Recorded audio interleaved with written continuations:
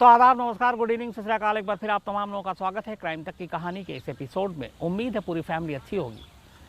आज की कहानी बेहद अफसोसनाक है। ठीक वैलेंटाइन डे के नेक्स्ट डे की ये अफसोसनाक कहानी है। और उससे भी अफसोसनाक ये है कि मौत से पहले एक शख्स ठीक वैलेंटाइन डे के दिन एक वीडियो रिकॉर्ड करता है। ये वीडियो वो घर के अंदर रिकॉर्ड नहीं करता, बल्कि घर के बाहर एक खुली जगह है, आसपास में इमारतें दिख रही हैं, लोग गुजर रहे हैं, कुछ लोगों की आवाज़ भी आ रही है और वो बहुत गुपचुप तरीके से अपनी बातें रख रहा है इस वीडियो में। करीब 9 से 10 मिनट का वीडियो है और इस वीडियो में वो अपनी पूरी ज़िंदगी की कहानी सुना रहा है। कहानी बेचैन करने वाली है और ये कहानी सुनने के बाद ये सोचने पे मजबूर कर देती है कि वाकई इंसान इतना परेशान हो सकता है कि ज़िंदगी की जो सबसे अनमोल चीज़ है वो खुद ही उसको छीन ले, यानी अपनी ज़िंदगी को। संदीप नाहर की कहानी है ये, आप सभी जानते हैं। इत्तेफाक की बात ये देखिए कि जिस फिल्म से एक पहचान मिली संदीप को,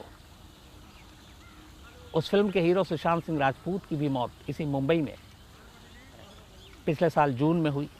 अभी भी सीबीआई का आखिरी फैसला आना बाकी है कि आखिर सुशांत की मौत का पूरा सच क्या है। उसी फिल्म में एक बहुत ही इम्पोर्टेंट रोल प्ले करने वाले संदीप नाहर, जिन्होंने इस फिल्म में छोटू भैया का किरदार निभाया था, और वो सीन मुझे भी याद है, कई बार ये चूँकि फिल्म देखी है, बहुत ही क्यूट सा वो पूरा कैरेक्टर है इनका, कि जब सुशांत डोमेस्टिक से नेशनल लेवल पे आने की तैयारी कर रहे हैं, एक क्रिकेटर के तौर पर, मतलब MS धोनी का जो रोल है, और उस वक्त एक दुकान है जिसमें छोटू भैया है, स्पोर्ट्स की शॉप है वो, और बैट बॉल सभी कुछ वहाँ पे है, बेचते हैं, कैरम भी है। लेकिन उनको चाहिए सुशांत के लिए एक बेहतरीन किट, बैट किट, जिसमें ग्लव्स, पैड, ये सब कुछ अच्छा हो। और पंजाब में जहाँ ये जिस कंपनी में बनती है, वो उससे कैसे अपने रिश्तों को सामने लाकर उससे वो मांगते हैं और ज़िद करते हैं कि सुशांत यानी MS को वो स्पॉन्सर करे वो कंपनी और उनको ये किट दे। और इतना परेशान कर देते हैं कि फिर मजबूरन उस कंपनी को वो देना पड़ता है, और फिर वो बैड, वो किट, सारी चीज़ें आती हैं। तो ये पूरी एक दोस्ती की कैसे MS को उनके दोस्तों ने मदद की यहाँ तक पहुँचने में, वो एक रोल प्ले किया था संदीप नाहर ने MS धोनी फिल्म में। इसके अलावा केसरी में अक्षय कुमार के साथ भी उन्होंने काम किया, ख़ानदानी शफ़ाखाना में काम किया, और भी कुछ फिल्में और कुछ TV सीरियल में काम किया। लेकिन 14 फरवरी का ये वीडियो और 15 फरवरी की मौत की कहानी अपने आप में बेहद अफसोसनाक है। क्यों हुआ, कैसे हुआ, मुंबई पुलिस क्या कह रही है, इनसाइड स्टोरी क्या, मैं आपको सब कुछ बताता हूँ। लेकिन शुरुआत संदीप नाहर की ज़िंदगी से। संदीप नाहर हिमाचल के कालका में पैदा हुए। कालका वो जगह है जहाँ आप आखिरी ट्रेन वहाँ पे पहुँचती है अगर आप शिमला की तरफ जा रहे हो तो, और कालका से उतरने के बाद फिर आप बाई रोड बस से, टैक्सी से आप शिमला या बाकी जगह पे जाते हैं। तो कालका में पैदाइश हुई संदीप नाहर की। फादर जो है उनके फॉरेस्ट अफसर थे, वो चाहते थे कि उनका बच्चा भी सरकारी नौकरी में जाए। संदीप पढ़ने में ठीक ठाक, इंजीनियरिंग की पढ़ाई की, और इसी दौरान में 2007-8 में कद काठी अच्छी थी तो एक्टिंग का शौक़ था। एक पंजाब में चंडीगढ़ गए, चंडीगढ़ में एक वीडियो म्यूज़िक एल्बम में काम किया, और उस म्यूज़िक एल्बम की वजह से काफ़ी लोगों ने उनको रिकग्नाइज़ किया, पहचाना। तो वहाँ से हौसला मिला कि क्यों ना एक्टिंग की तरफ चले। 2009 में फिर वो मुंबई पहुँच जाते हैं। मुंबई जाने के बाद स्ट्रगल का दौर शुरू होता है। एक रूम में 6-6 लड़के, सारे स्ट्रगलर, वो साथ रहते हैं और काम की तलाश में जुट जाते हैं। अब मुंबई में काम इतनी आसानी से तो मिलता नहीं है। धीरे धीरे वक्त बीतता, लगता है ऐसे तो ज़िंदगी कटेगी नहीं। घर वालों की मर्ज़ी के ख़िलाफ़ भी काम करने के लिए आया, क्योंकि माँ बाप तो चाहते थे सरकारी नौकरी में जाए। लड़का इंजीनियरिंग की पढ़ाई कर चुका था। तो अब ज़िंदगी को आगे बढ़ाने के लिए और स्ट्रगल जारी रहे, लेकिन पेट भी भरना है, तो छोटे मोटे काम करना शुरू किया। कहीं रेस्टोरेंट में उन्होंने बाउंसर की भी नौकरी की, बाकी और छोटी मोटी नौकरी की, और फिर कुछ सीरियल वीरियल TV में काम करना शुरू कर दिया। लेकिन पहचान नहीं मिल पाई। कुछ छोटी मोटी फिल्में भी मिली, लेकिन भीड़ में वो गुम हो गए और ज़िंदगी चलती रही। इसी दौरान उनकी ज़िंदगी का सबसे बड़ा मौका, एक जो सबसे बड़ा ब्रेक मिला, वो उन्हें मिला MS Dhoni the untold story में। शायद सुशांत की करियर भी यहीं से पलटी, क्योंकि महेंद्र सिंह धोनी की अपनी जो पूरी इमेज है वो बहुत बड़ी है, और धोनी बहुत बड़े स्टार, क्रिकेट की दुनिया में सभी उनसे प्यार करते हैं, मैं खुद उनका बहुत बड़ा फ़ैन हूँ। धोनी की ज़िंदगी पे ये फिल्म बन रही थी, फिल्म से बहुत उम्मीदें थी। नीरज गुप्ता इसके डायरेक्टर थे। फिल्म बनी और फिल्म ने बॉक्स ऑफिस पे कमाल कर दिया। इस फिल्म में काम करने वाले हर एक कैरेक्टर को एक पहचान मिली, और उनमें से संदीप नाहर भी थे। छोटू भैया का उनका किरदार बहुत ही प्यारा सा लोगों ने रिकग्नाइज़ किया, और जिस तरीके से इस फिल्म में उन्होंने, पहले वो क्लीन शेव हुआ करते थे, लेकिन दाढ़ी वाड़ी बनाई थी, और उस लुक में लोग उनको पहचानने लगे। इस लुक से उनको इतना प्यार हो गया कि बाद में भी उन्होंने शेव वेव काटा नहीं और इसी लुक में रहने लगे, क्योंकि लोग पहचानते थे MS धोनी की इस फिल्म की वजह से, छोटू भैया को। और फिर इसके बाद कुछ और फिल्में मिली, फिर केसरी आई अक्षय कुमार की, उससे भी उनको पहचान मिली। कुछ वेब सीरीज़ में भी काम किया। अब लग रहा था कि उनकी ज़िंदगी ढर्रे पर आ चुकी है, और अब उनकी एक्टिंग की भी तारीफ़ हो रही थी, सब कुछ ठीक चल रहा था। लेकिन इसी दौरान ज़िंदगी में एक नई कहानी आती है। 2019 में संदीप की मुलाकात होती है कंचन नाम की एक लड़की से। कंचन 3 बहनें, और कंचन का पुराना एक बॉयफ्रेंड भी था जो 2015-16 तक था। उसके बाद दोस्ती होती है संदीप की और कंचन की। दोस्ती के बाद दोनों मुंबई में साथ रहने लगते हैं, और 2019 में दोनों फैसला करते हैं कि शादी कर लेंगे। लेकिन संदीप चूँकि एक मिडिल क्लास फैमिली से आया था, कालका जैसी जगह से, तो उसने कहा कि एक काम करते हैं, अभी हम लोग शादी कर लेते हैं, निभी तो ठीक है, नहीं तो हम लोग बाद में अलग हो जाएंगे। म्यूचुअल अंडरस्टैंडिंग थी दोनों के बीच। कंचन भी तैयार हो गई, दोनों ने शादी कर ली। शादी के बाद संदीप की ज़िंदगी बदल गई। जिस लड़की से उसने प्यार किया, शादी की, फिर उसे लगा कि ये शायद उसने गलत फैसला ले लिया, क्योंकि सुबह शाम दोपहर अब लड़ाई होनी शुरू हो गई। कंचन शक्की भी थी। अच्छा, अभी शादी का राज खोला नहीं गया था, तो एक चीज़ ये भी थी कि कंचन शायद अपनी ज़िंदगी को सिक्योर करना चाहती थी, ये चाहती थी कि वो इस शादी को आम करे। तो उसने कहा था मैं करूँगा। इसी दौरान में 2020 आ गया, कोरोना का काल आ गया, लॉकडाउन हो गया, और इस कोरोना में चूँकि फिल्म इंडस्ट्री भी ठप, शूटिंग भी रुक गई, संदीप कालका पहुँच जाता है, क्योंकि अभी काम वाम था नहीं। और वो कंचन को बताता है कि वो अपने घर वालों को अब बताएगा, और उसके बाद हम दोनों रिसेप्शन भी करेंगे। तो संदीप इधर कालका आता है, लेकिन जून में 2020 में अचानक कंचन भी कालका पहुंच जाती है, और घर जाकर अब वो संदीप से लड़ना शुरू करती है कि तुम अब तक क्यों छुपा रहे हो, ये करो। शादी के बाद लोग अपनी पत्नियों को घुमाने ले जाते हैं, तो मुझे कहीं घुमाने भी नहीं ले गए। वो बताता है कि कोरोना है, सब कुछ बंद है, यहाँ तक कि स्टेट के बॉर्डर तक सब सील है एक दूसरे से, चाहे वो हिमाचल हो, पंजाब हो, या फिर हरियाणा हो। तो बोला एक बार हालात ठीक हो जाए फिर हम लोग घूमने भी जाएंगे, लेकिन कंचन जिद पे अड़ी रही। इसी दौरान में इन लोगों ने ये डिसाइड किया था कि जुलाई में एक रिसेप्शन रखेंगे, लेकिन कोरोना को लेके बहुत सारे डूज एंड डोंट सरकार की तरफ से आए थे। घर आने के बाद कंचन ने लड़ाई झगड़ा शुरू कर दिया, और उसी दौरान उसने कई बार धमकी दी कि वो खुदकुशी कर लेगी। घर वाले घबरा गए कि अगर कंचन ने यहाँ आकर कुछ ऐसा किया तो पूरा परिवार फंस जाएगा।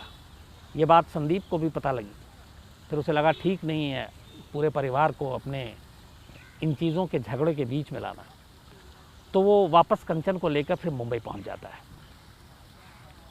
मुंबई जाने के बाद उसे लगता है दोनों अकेले रहेंगे, फिर हालात ठीक होंगे, लेकिन ऐसा सब कुछ होता नहीं है। लड़ाई झगड़ा आम बात थी, और ये सिलसिला चलता रहता है। अब इसमें दो चीज़ें थी, एक संदीप की भी कोई गर्लफ्रेंड हुआ करती थी पहले, लेकिन और वो उसके सोशल मीडिया पे भी थी, शायद संदीप उससे बात भी करता था। ये बात कंचन को खटकती थी हमेशा। लेकिन कंचन का भी एक एक्स बॉयफ्रेंड था, और कंचन उससे भी बात करती थी, बल्कि वो लगातार करती थी। पर संदीप ने उससे कभी इस तरीके की चीज़ें नहीं कही या आपत्ति नहीं की कि तुम क्यों बात करती हो। बात आई गई होगी, लेकिन इन दोनों के बीच में झगड़ा चलता रहा। इधर लॉकडाउन ख़त्म हुआ, जुलाई अगस्त के बाद मुंबई में शूटिंग शुरू हुई, तो संदीप भी अपने कुछ प्रोजेक्ट पे काम कर रहा था। वो उस पर काम करने लगा। लेकिन हालात ऐसे हो गए कि एक वक्त ऐसा आया कि उसे घर जाने से डर लगने लगा। उसने ये कहा है और लिखा है कि काम जब ख़त्म हो जाता और मुझे लगा कि अब छुट्टी हो गई तो मैं घर नहीं जाना चाहता था। मुझे घर जाते हुए डर लगता था कि पता नहीं क्या होगा, फिर वही झगड़ा। सुकून नाम की चीज़ नहीं है घर में। अगर लड़ाई होगी तो पूरी पूरी रात होगी, फिर सुबह होगी, फिर दोपहर होगी। उसने कहा काम और स्ट्रगल, ये दो चीज़ों से लड़ना कहीं आसान है घर की लड़ाई से ज़्यादा। हालांकि उसने ये भी कहा कि मुंबई फिल्म इंडस्ट्री में भी बहुत सारे पॉलिटिक्स है, बहुत सारे लोग सब्ज़बाग दिखाते हैं, रुकने के लिए कहते हैं, लेकिन वक्त बर्बाद कर देते हैं और बाद में एंड टाइम पे प्रोजेक्ट से हटा देते हैं। ये भी एक सच है। लेकिन उसने कहा कि इन चीज़ों से फिर भी लड़ा जा सकता है और जीता जा सकता है। लेकिन जो लड़ाई मैं घर के मोर्चे पे लड़ रहा हूँ, मुझ में इतनी एनर्जी या स्टेमिना नहीं है कि मैं शायद इसको झेल पाऊँ, और मैं हार रहा हूँ। और इसी के बाद 14 फरवरी को संदीप नाहर एक 9 से 10 मिनट का वीडियो रिकॉर्ड करता है और फेसबुक पर डालता है, और उसमें वो कहता है कि आप लोग मुझे जानते होंगे, मेरा नाम संदीप नाहर है, मैंने MS धोनी में छोटू भैया का किरदार प्ले किया है। लेकिन आज जिस चीज़ के लिए मैं सामने आया हूँ, आपको जो बताना चाहता हूँ, वो सुन के आपको अजीब भी लगे, लेकिन सच यही है कि जो मैं कह रहा हूँ, और वो सच ये है कि मैं शायद मेंटली अनस्टेबल हो चुका हूँ। मैं बहुत सारी प्रॉब्लम झेल रहा हूँ पर्सनल लाइफ में, और मेरी पत्नी कंचन शर्मा की वजह से। मैं लगभग 1-1.5 साल से एक ट्रॉमा से गुज़र रहा हूँ, और मैंने कई बार अपनी बीवी को समझाने की कोशिश की, लेकिन वो सुनती नहीं, और 365 दिन तक लगातार वो मुझसे लड़ती रहती है। उन चीज़ों के लिए भी मुझे ज़िम्मेदार मानती है जिन चीज़ों के लिए मैं ज़िम्मेदार नहीं हूँ। इसके बाद इस वीडियो में संदीप पूरी कहानी सुनाता है। उस कहानी का निचोड़ ये है कि कंचन उससे बात बेबात पे लड़ती है, दिन रात लड़ती है, और किसी भी एक चीज़ को लेकर उसके पीछे पड़ जाती है, फिर पीछे हटती नहीं है। यहाँ तक सब कुछ ठीक था, लेकिन 1-1.5-2 साल में जब भी लड़ाई होती, कंचन उसे एक धमकी देती कि वो फांसी लगा लेगी, खुदकुशी कर लेगी, और अपनी मौत के इल्ज़ाम में तुमको जेल भेज देगी। ये बात संदीप को हमेशा डराती थी कि उसकी पत्नी कह रही है कि तुमको खुदकुशी करेगी और अपनी मौत के इल्ज़ाम में तुम्हें फंसा देगी, तुम्हारा करियर भी बर्बाद होगा, तुम जेल भी चले जाओगे, तुम्हारी बदनामी भी होगी। ये चीज़ें इतनी बार होने लगी कि वो डर गया। बल्कि अभी जनवरी में एक बार लड़ाई करने के बाद कंचन घर से भाग गई, और फिर उसे बड़ा मुश्किल से ढूंढा, डरा भी कि कहीं कुछ कर न ले। तो ये सारी चीज़ें होती रही। इस दौरान में कंचन की जो माँ थी, वो भी लगातार संदीप को परेशान कर रही थी, जो उसने अपने वीडियो में कहा। उसने कहा कंचन को असल में जो भड़काती थी वो उसकी माँ ही भड़काती थी, और उसकी माँ हमेशा ये कहती थी कि तुम्हें हम जेल भेज देंगे, तुम्हें हम फलाने फलाने केस में फंसा देंगे। उसका ये कहना था कि वो हमेशा कानून की किताब खोल कर बैठी रहती थी जब भी उसके सामने आती थी। बीच में एक बार जब बहुत लड़ाई हुई तो कंचन अपने मायके चली गई, और उसने कहा कि ठीक है, तुम कुछ वक्त अपने आप को अकेला दो, मैं भी अपने आप को देता हूँ। लेकिन जब दोनों अलग थे तब भी उसकी माँ लगातार इसको धमकी देती थी कि हम तुम्हें जेल भेज देंगे अगर मेरी बेटी के साथ कुछ भी हुआ और तुमने उससे अलग होने की कोशिश की, और तमाम केसों में फंसा देंगे। संदीप के डर की एक वजह यह भी थी कि संदीप की जो 2 और सालियाँ थी, कंचन की 2 बहनें, उन दोनों ने भी लव मैरिज की, और संदीप के वीडियो के हिसाब से उन दोनों के पति को भी इनकी माँ ने लगातार धमकाया कि अगर तुमने मेरी बेटी के साथ कुछ भी किया तुम्हें झूठे मूठे मसले में केस करेंगे और जेल भेज देंगे। यहाँ तक कि कंचन का जो एक्स बॉयफ्रेंड था 2014-15 में कंचन और उसकी माँ ने उसके ऊपर भी कुछ इल्ज़ाम लगाया, और उसके हिसाब से करीब 4 से 5 महीना कंचन का वो एक्स बॉयफ्रेंड जेल में रहा। जो संदीप है उसके हिसाब से 2019 में चूँकि वो कंचन के साथ मिला रहा, फिर कंचन ने तब भी मरने की धमकी दी, और वो कह रही थी कि अब जान दे देगी, और ये लगा कि ये अकेली है, परेशान है। इस वजह से तरस खाकर उसने उससे शादी की थी, लेकिन उसे नहीं मालूम था कि ये तरस खाना खुद उसकी ज़िंदगी बदल कर रख देगी। उसने कहा कि ज़िंदगी में हर चीज़ से लड़ा जा सकता है, लेकिन इस तरह की बीवी जो लड़े उससे पार पाना बड़ा मुश्किल काम है। उसका ये कहना था कि लड़ाई दो तरह की होती है, एक होती है कि चलो किसी बात पे बहस हुई, उसके बाद मामला ख़त्म हो गया। एक एग्जाम्पल भी दिया संदीप ने वीडियो में, उसने कहा कि जैसे कोई शराब पीकर लड़ता है और शराबी और ऊट पटांग सारी बातें करता है, उसके बाद जब उसका नशा उतरता है तो लगता है कि उसने गलत किया, लेकिन ऐसा उसकी बीवी कंचन के साथ नहीं है। वो मतलब हिस्टीरिया टाइप से लड़ती है, एक पागलपन का जैसे दौरा पड़ता है, उसका यहाँ तक कहना है। तो वो इस तरीके से उसके ऊपर टॉर्चर करती है, जुल्म करती है और बार बार मरने की धमकी देती है और उस मरने के बाद उसको फंसाने की धमकी देती है, दोनों माँ और बेटी। यहाँ तक कि उसके माँ बाप को भी गालियाँ देती है, माँ को ख़ास तौर पर। संदीप ने वीडियो में ये भी कहा कि वो इस हद तक डरा रहता था कंचन से कि अगर उसके घर वालों के फ़ोन आते थे तो अपनी बीवी के सामने वो उनका फ़ोन नहीं उठा पाता था, क्योंकि फ़ोन उठाने के बाद फिर झगड़ा होता।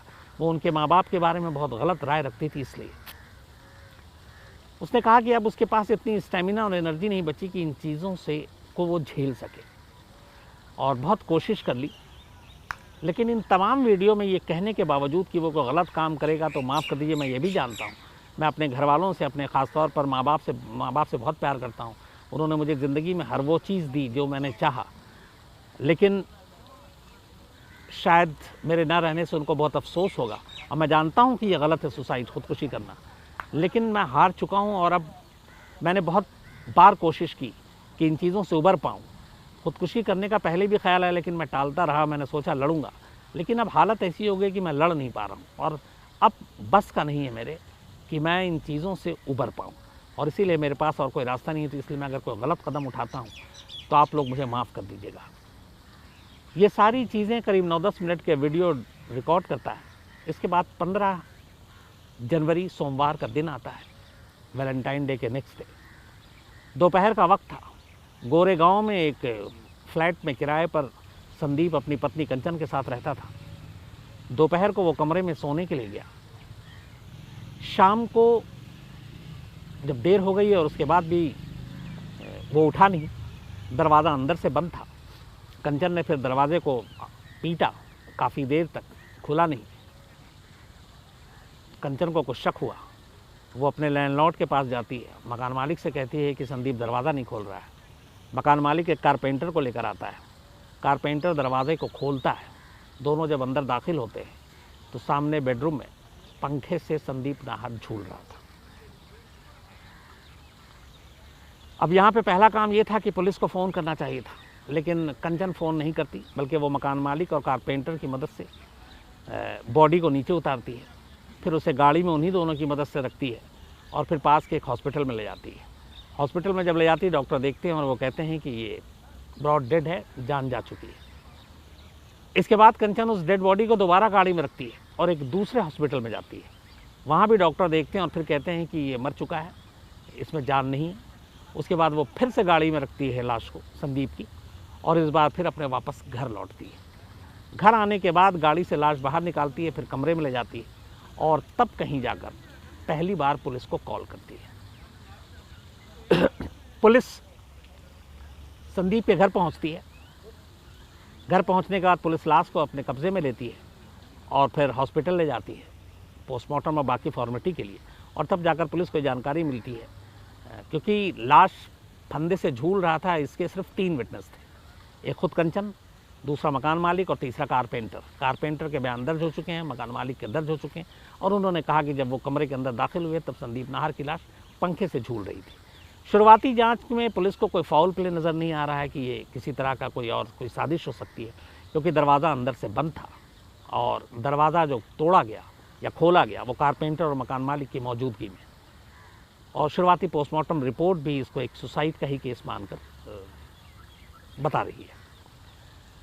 घर के तलाशी के दौरान कोई ऐसी चीज़ मिली नहीं, लेकिन हाँ, चूँकि मौत से करीब 24 घंटे पहले का ये 9-10 मिनट का जो वीडियो उसने सोशल मीडिया पे पोस्ट किया था, ये एक तरह का एक सुसाइड नोट था, क्योंकि इसमें बाकायदा वो संदीप कह रहा है कि अगर मैं कोई गलत कदम उठा लेता हूँ तो मुझे माफ़ कर दे, और अब मेरे अंदर स्टेमिना बची नहीं। लेकिन हैरत की बात ये थी कि जब ये सब कुछ हुआ तब तक सोशल मीडिया से ही उसका सुसाइड नोट वाला जो पोस्ट था वो डिलीट हो गया। अब जब इसके बारे में पुलिस से पूछा गया तो पुलिस का ये कहना था कि उन्होंने इसको डिलीट नहीं किया, बल्कि वो अब इन्वेस्टिगेट कर रहे हैं कि किसने किया। इसके बाद फिर बाकी चीज़ें और भी उसमें बहुत सारे संदीप लगातार पोस्ट करता रहता था। जब छानबीन हुई तो पता चला कि न सिर्फ ये सुसाइड नोट एक तरह का जो वीडियो था जिसमें वो अपनी पत्नी के बारे में तमाम बातें कह रहा है, इसके अलावा 14 महीने के उसके जो बाकी के पोस्ट थे वो भी डिलीट कर दिए गए। अब ये पोस्ट किसने डिलीट किए?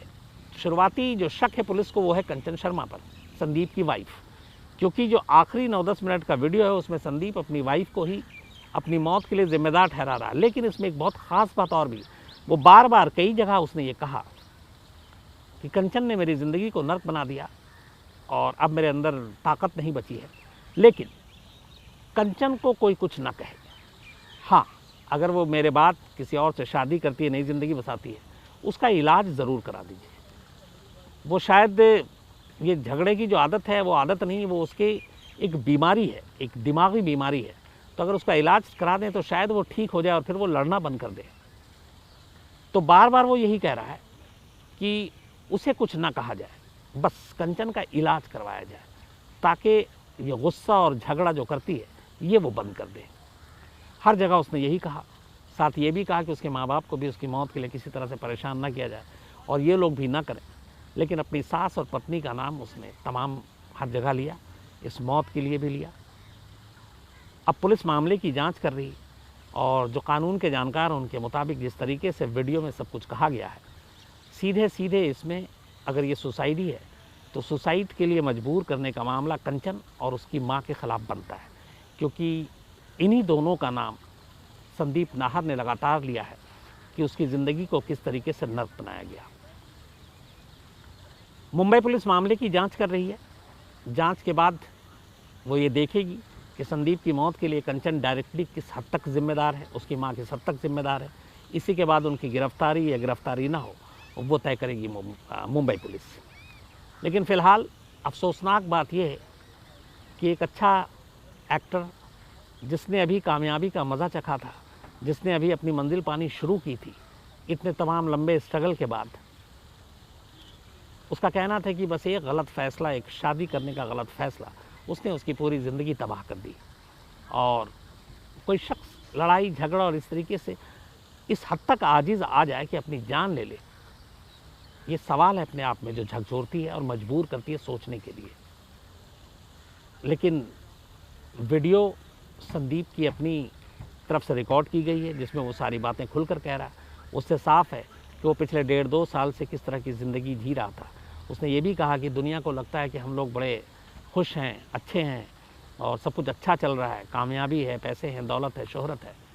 लेकिन असल मानों में ज़िंदगी के पीछे की ज़िंदगी में बहुत सारे दर्द होते हैं जो लोगों को दिखाई नहीं देता, और मैं उन्हीं से गुज़र रहा हूँ, ये उसकी लाइन थी। तो मामले की पुलिस जांच कर रही है। हालांकि अभी तक की जो सारी रिपोर्ट है वो ये है कि पुलिस को कहीं से इसमें फाउल प्ले नज़र नहीं आ रहा है, यानी कि ये कि संदीप का कत्ल हुआ, ऐसा नहीं है, खुदकुशी है। लेकिन इस खुदकुशी के लिए डायरेक्टली और इस मौत से पहले के आखिरी एविडेंस के तौर पर कंचन और उसकी माँ कितनी बड़ी जिम्मेदार होती हैं ये पुलिस तय करेगी। और क्यों संदीप के इस आखिरी सुसाइड नोट को डिलीट किया गया, 14 महीने के तमाम पोस्ट डिलीट किए गए, इसके पीछे मकसद क्या है, ये भी पुलिस जांच कर रही है। हालांकि शुरुआती शक कंचन को ही लेकर है कि उसने ही उसके बाद सारे ये पोस्ट डिलीट किए हैं। तो पुलिस से पूछताछ कर चुकी है, आगे भी करेगी, और अगर ज़रूरत लगा कि डायरेक्टली वो इस संदीप नाहर की खुदकुशी के लिए ज़िम्मेदार है तो शायद वो ये भी एक्शन ले। हालांकि संदीप नाहर के परिवार वालों ने अब खुलकर बोला है और पुलिस से कहा है कि संदीप की ज़िंदगी उसकी बीवी की वजह से काफ़ी वो परेशान था और उन्होंने कंचन और उसकी मां को ही संदीप की मौत के लिए ज़िम्मेदार ठहराया। तो देखिए क्या होता है, इसका जो भी अपडेट होगा मैं आपको जल्दी दूंगा। तो आज कहानी में इतना ही। कल आपसे फिर मुलाकात होगी किसी नई कहानी के साथ। तब तक अपना ख्याल रखिएगा। Thank you very much.